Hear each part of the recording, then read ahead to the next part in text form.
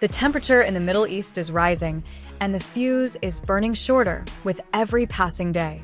Iran is no longer pretending that diplomacy with the United States is a win-win game.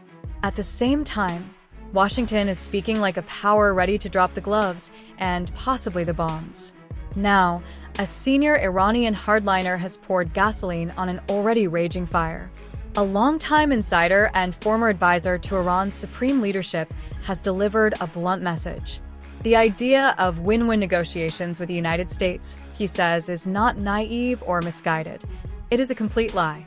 In his view, Iran already tried trust once with a 2015 nuclear deal, and Tehran believes it paid the price. Sanctions returned. Pressure intensified.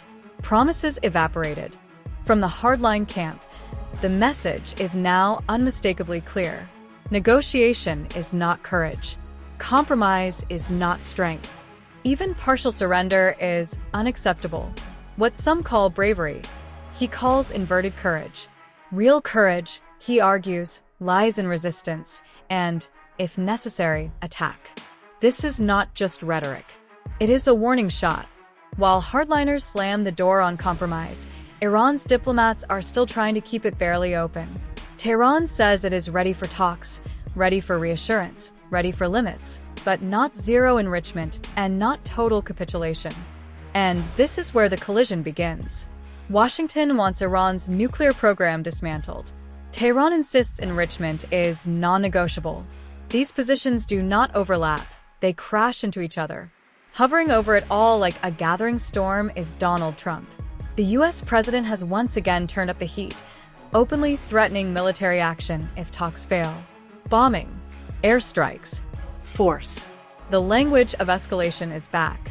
In Tehran, these threats do not sound like deterrence.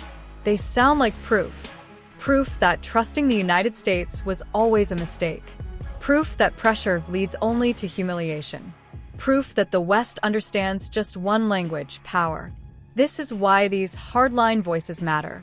They are not fringe figures shouting into the void. They represent a worldview gaining ground inside Iran's power structure, a belief that patience has expired, sanctions relief is a trap, negotiations are a delaying tactic, and resistance, whether economic, political, or military, is the only path forward. The real danger is not only what is being said, but what comes next.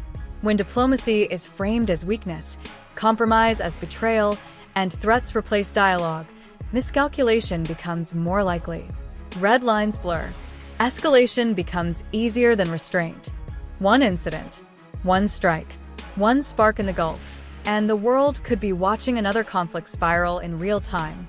This is not about a single speech, a single threat, or a single election. It is about a relationship corroding at high speed. Iran file cornet. The United States feels defied. Both sides believe that backing down is the greater risk. History shows how this ends when no one blinks, and the warning signs are flashing red. When win-win becomes a dirty word and bombs re-enter the conversation, diplomacy does not merely fail. It explodes. On February 8th, Iran's foreign minister declared that the U.S. military buildup in the region does not frighten Tehran. He said the people of Iran are a people of war, and that there is no alternative to negotiation. He explained that negotiations succeed only when the rights of the Iranian people are acknowledged and respected. Those rights, he said, already exist and do not require outside recognition. Respect must be mutual. Iran does not seek war, he insisted, but it is prepared for war so that no one dares to fight it. If diplomacy is chosen, Iran will walk that path. If respect is offered, respect will be returned. If force is used, force will be met with force. Fear, he warned, is a deadly poison. Retreat under pressure has no end. The greatest challenge, he said, is resistance, carried by the armed forces, the government, the economy, and a diplomacy determined to keep Iran standing on the world stage. At the heart of this standoff is a clash of philosophies. On one side, the belief that pressure creates compliance. On the other, the conviction that pressure only hardens resolve.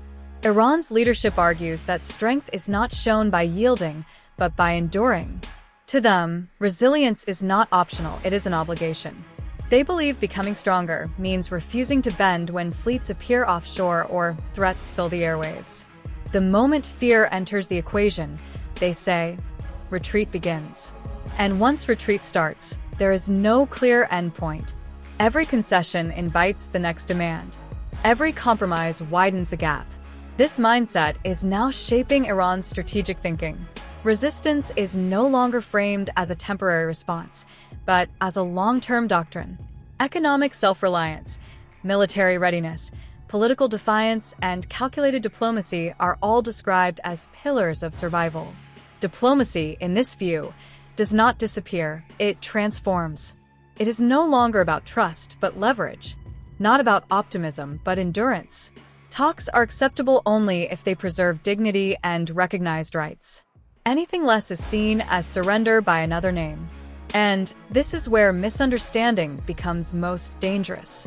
When one side believes pressure creates peace, and the other believes pressure guarantees conflict, every move is misread.